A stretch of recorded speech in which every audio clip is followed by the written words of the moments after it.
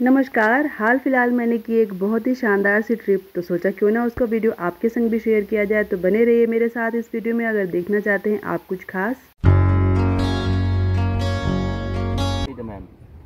मेरे चैनल में बहुत बहुत स्वागत है।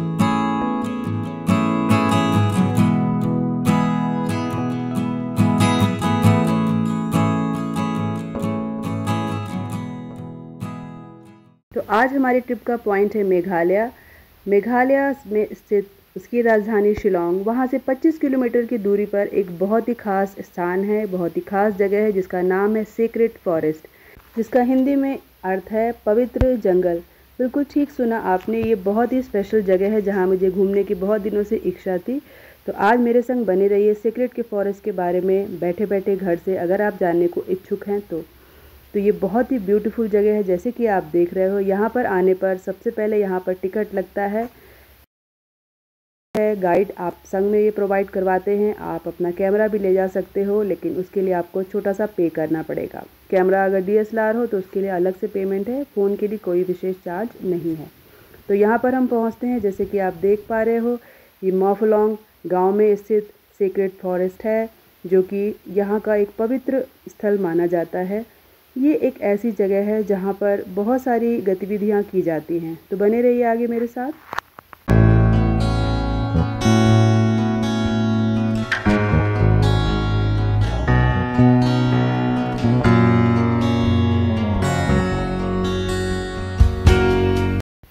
टिकट लेने के बाद हम आगे बढ़ते बढ़ते यहाँ पहुँचते हैं। यह पार्किंग पॉइंट, यहाँ गाड़ियों को पार्क किया जाता है। यहीं से टोकन मिलता है और साथ ही साथ आपको गाइड भी मिल जाता है।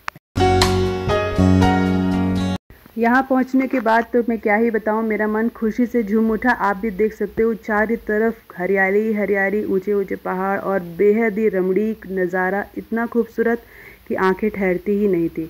तो कुछ दिन रुककर मैंने यहाँ पर वीडियो शूट किया ताकि अपनी मेमोरी को हमेशा अपने पास बना कर रखूँ और आपसे भी शेयर कर पाऊँ। तो आप चारों तरफ देख सकते हो, यहाँ गाड़ियाँ बहुत सारी आपको दिख जाएंगी। यहाँ पर गाड़ियाँ के पॉइंट के साथ साथ आपको खाने के लिए भी छोटे छोटे 2 स्टॉल मिलेंगे और लू या वॉशरूम वगैरह की सुविधाएं भी आपको यहाँ मिल जाएंगी। एक मिनिमम अमाउंट पे करने पर आप उसका यूज़ कर सकते हो, तो आपको किसी तरह की असुविधा नहीं होगी। मॉफलोंग गांव में स्थित ये सीक्रेट फॉरेस्ट बेसिकली 3 भागों में बटा हुआ है। जो सबसे इसका इनर पार्ट है वो सबके लिए अवेलेबल नहीं है, यानी वहाँ पर कोई भी जा नहीं सकता। तो जो आउटर पार्ट है वहीं पर हमें घूमने की अनुमति होती है और मिडिल पार्ट तक ही हम यहाँ पर जा सकते हैं। तो जैसे कि आप देख रहे हो, ये जो लाइटर ग्रीन शेड है, यहाँ पर हमें घूमने की अनुमति है। और जो डार्कर वाला पार्ट आपको पीछे की तरफ जंगल का दिख रहा है, वहाँ पर भी हम घूम सकते हैं, लेकिन एक लिमिटेड जगह तक। आप यहाँ पर कलर का डिफरेंस देख सकते हो। यहाँ की ये मान्यता है कि यहाँ के फॉरेस्ट में जो भी आता है, अगर सच्चे दिल से प्रे करता है तो उसकी मनोकामना भी पूरी होती है। लेकिन साथ ही साथ ये जंगल इतना ज़्यादा सीक्रेट है या पवित्र है कि आप यहाँ से कोई भी चीज़ घर नहीं ले जा सकते, एक पत्ता भी आप नहीं ले जा सकते हो।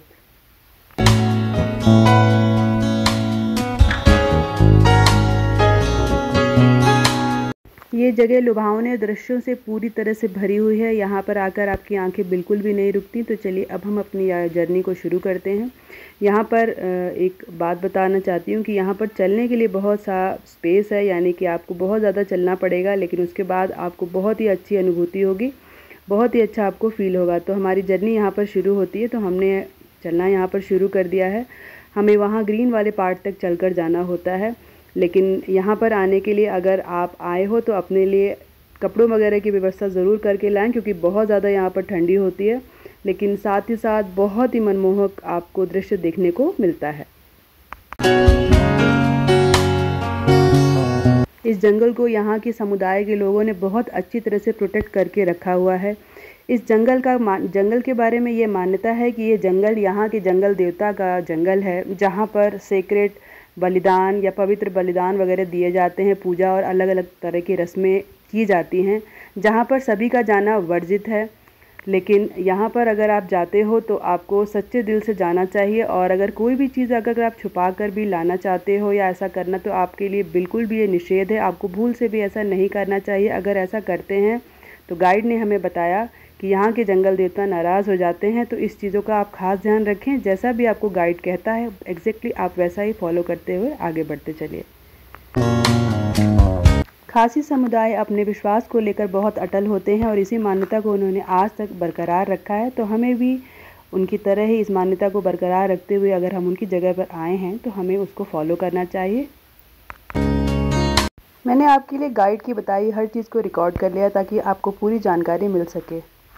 Before we enter inside the forest, first of all, I wish you a very good morning to you, and especially welcome you to Mauplang Sacred Forest. So my name is Max Wills. I've been born and brought up in this village, where we known as Mauplang Lake. And this forest is under the Mauplang Kingdom, where this forest we call as a sacred forest. So this forest stands here more than 800 years old or 1000 years old, and where this forest we known as the untouchable forest. So when we see it's untouchable, it doesn't mean that you cannot touch. You can touch what is there inside the forest, but the main thing is that you cannot take anything, leave anything, or pluck anything inside the forest. So this forest here has been divided into 3 parts, and that is the first part that we call as Alao Tirkham. This is the second part that we know as the Paykhandi, and the last part of the forest we call as Alao Nokindi. So why this forest we call as sacred? Because we believe that there's a deity inside the forest, but the name of deity we call as Labasa. And here in the olden time, we used to perform the ritual. So once we perform in the ritual here, we used to sacrifice things by the animal. And that animal we sacrificing is by the bull, where that bull should be a pure reddish brown. But now this ritual we never perform it here anymore. We have been shifted there. You see it over there? So on top of that hill, we still do this. तो जैसा कि हमें guide ने बताया कि rituals आज भी follow किए जाते हैं उतनी ही तत्परता से, लेकिन फ़र्क ये हो गया है कि पहले जो रिचुअल थे वो बुल के ऊपर किए जाते थे, आजकल मुर्गे और मुर्गियों पर या पक्षियों पर किए जाते हैं। It's Dean Saudi, and where this forest we have our own local name, we call as Lao Kintang. Lao means forest, Kintang means sacred. In Hindi we know as Pavitra jungle. And when I say Pavitra, I hope you understand the meaning of Pavitra, right? So please don't take anything from here. Suppose if you take anything from this forest, we the local guy, we cannot do anything for it, or we cannot take even responsibility. But we believe that the deity of the forest will give punishment directly for that person. It may be like kinds of a curse, it may be a bad luck, disease or a sickness like that. So inside the forest we have different variety of trees, and we have lots of medicinal trees here. And there's a ritual place, there's a preparation place, there's a landmark zones, etc. So guide ने हमें ये भी बताया कि जब हम जंगल में प्रवेश करते हैं तो हमें किसी तरह की आवाज़, शोर या किसी तरह की डिस्टर्बिंग वॉल्यूम नहीं क्रिएट करनी है, तो उसका हमें ख़ास ध्यान रखना है। गाइड ने हमें साथ ही साथ ये भी बताया कि सामने जो आपको जो बड़े बड़े पत्थर हैं, जो अभी मैं दिखाती हूँ आपको, ये देखिए, ये बड़े बड़े जो पत्थर खड़े से आपको दिख रहे हैं, इन्हें कहते हैं मोनोलिथ। मोनोलिथ यानी एक सिंगल पत्थर का किसी भी प्रकार का आकार। ये जो खड़े वाले पत्थर आपको दिख रहे हैं ये सिम्बोलाइज़ करते हैं मेल को, और जो पत्थर छोटे आकार में है लेटे हुए से थे वो फीमेल को सिम्बोलाइज़ करते हैं, और जो छोटे छोटे हैं वो बच्चों को सिम्बोलाइज़ करते हैं। माना जाता है कि पूर्वज यहीं पर पहले सारे जो प्रथाएं हैं वो यहीं पर किया करते थे, उसके बाद जाकर उन्होंने अंदर जाके जो मेन पार्ट है वो अंदर फॉलो किया करते थे। ऐसा माना जाता है कि इस जंगल से कुछ भी उठाने से यहाँ के देवता नाराज़ हो जाते हैं और किसी न किसी रूप में आपको वो पनिश करते हैं, चाहे वो बैड लक हो या कुछ और भी हो, तो इसका खास ध्यान रखें। And remember, from this forest, nothing you can take or nothing you can leave. Leave nothing, only your footprints as a forest memories, and take nothing. Your memories will take from this forest, just quick picture and that will be enough. Okay, sure. Now we'll enter inside the forest and please keep silent.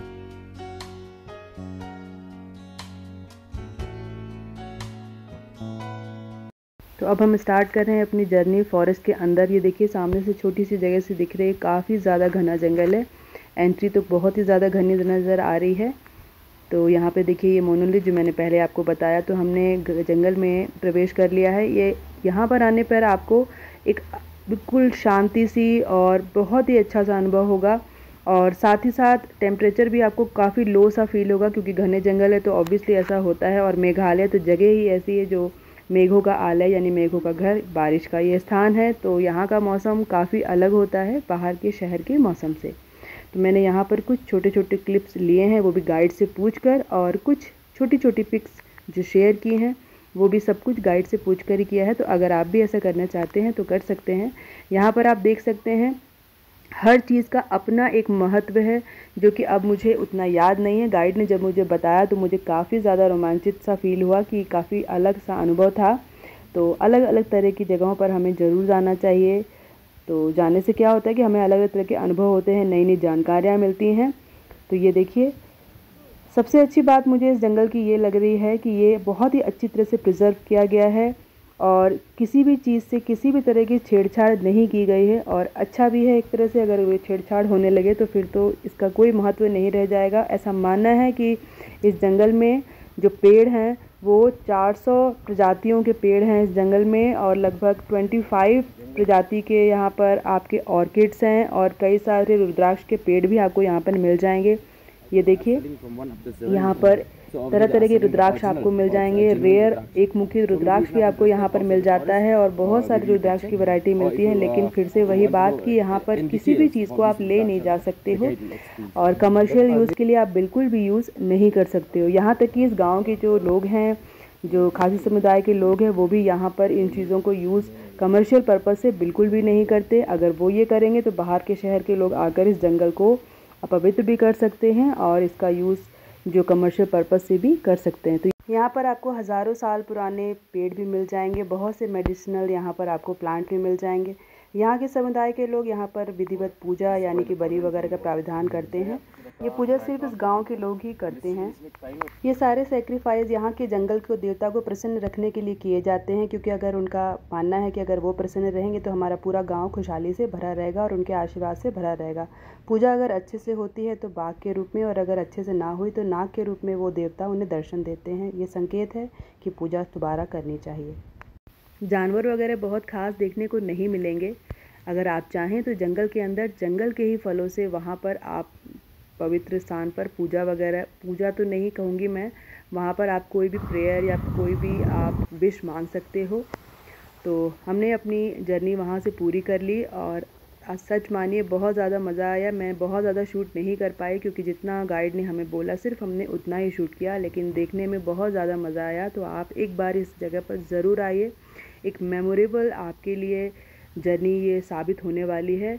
और शिलोंग और मेघालय की तो क्या ही कहने, आप देख सकते हो नैसर्गिक सुंदरता से ये भरा हुआ है, यानी कि इसकी नेचुरल ब्यूटी के तो कोई भी सानी नहीं है। तो कैसी लगी आपको मेरी ये छोटी सी जर्नी? अगर आपको मेरी ये जर्नी अच्छी लगी तो मेरे वीडियो को एक लाइक तो ज़रूर करें, और साथ ही साथ मेरे चैनल जिसका नाम है पैशन फॉर ग्रीनरी, जिसमें मैं गार्डनिंग के वीडियोस शेयर करती हूँ, प्लांट्स की केयर एंड टिप्स शेयर करती हूँ, उसको भी सब्सक्राइब करें। अगर आप मेरे ओल्ड सब्सक्राइबर हैं तो आपका यहाँ आने के लिए बहुत बहुत थैंक यू। अगर आप पहली बार मुझे देख रहे हैं तो मेरे चैनल को सब्सक्राइब करें गार्डनिंग से रिलेटेड फर्दर वीडियोस के लिए। और अगर मैं कहीं भी इस ट्रिप पर जाती हूँ या इस तरह की ट्रिप पर जाती हूँ तो वो भी मैं आपसे शेयर करती रहूँगी। ये देखिए कुछ यादें मैंने संजोई हैं जो आपसे साझा कर रही हूँ, जो आपसे शेयर कर रही हूँ। तो आपका यहाँ बने रहने के लिए मेरा दिल से आपको बहुत बहुत धन्यवाद। अपना खास ध्यान रखें, कभी किसी को परेशान ना करें, कभी किसी को कष्ट ना दें। Be happy, take care.